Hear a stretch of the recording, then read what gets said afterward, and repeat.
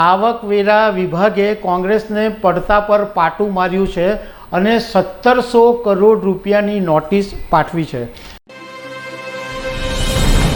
દર્શક મિત્રો, લોકસભા 2024ની ચૂંટણી કોંગ્રેસ માટે ભારે કપડાં ચઢાડની હોય એવું લાગી રહ્યું છે, કારણ કે હમણાં ગુરુવારે ગુજરાત હાઈકોર્ટે કોંગ્રેસની જે અરજી હતી એ ફગાવી દીધી હતી અને આજે આવકવેરા વિભાગે કોંગ્રેસને પડતા પર પાટું માર્યું છે અને 1700 કરોડ રૂપિયાની નોટિસ પાઠવી છે।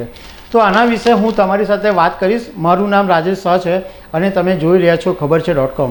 દર્શક મિત્રો, કોંગ્રેસે દિલ્હી હાઈકોર્ટના દરવાજા ખટખટાવ્યા હતા, કારણ કે કોંગ્રેસનું કહેવું એમ હતું કે આવકવેરા વિભાગ જે રીએસેસમેન્ટ કરી રહ્યું છે એને બંધ કરી દેવામાં આવે, પણ હાઈકોર્ટે કોંગ્રેસની વાત સાંભળી નહીં અને એમની અરજી ફગાવી દીધી અને હાઈકોર્ટે એવું કીધું કે આવકવેરા વિભાગની પાસે પૂરતા પુરાવા છે અને રીએસેસમેન્ટ કરી શકે છે, એટલે આ પ્રતિબંધ મૂકી શકાય તેમ નથી અને આવકવેરા વિભાગ જે છે એનું કામ ચાલુ રાખશે।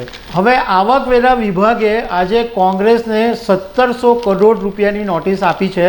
આવકવેરા વિભાગે 2017-18 અને 2021-22 એનું રીએસેસમેન્ટ કર્યું છે અને આ 1700 કરોડ રૂપિયા કોંગ્રેસ પાસે માંગવામાં આવ્યા છે।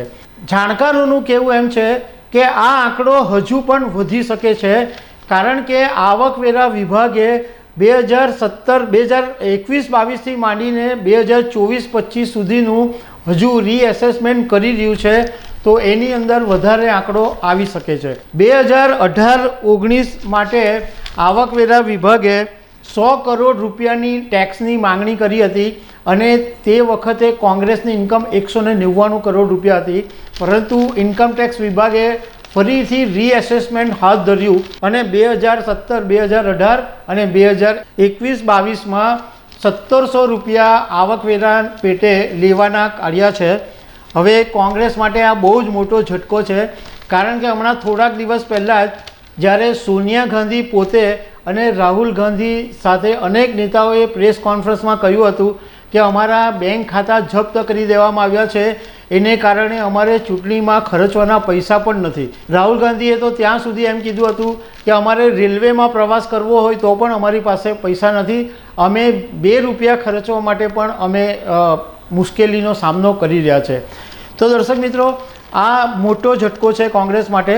તો આવી અનેક વાતો સાથે અમે તમને મળતા રહીશું। Thank you very much.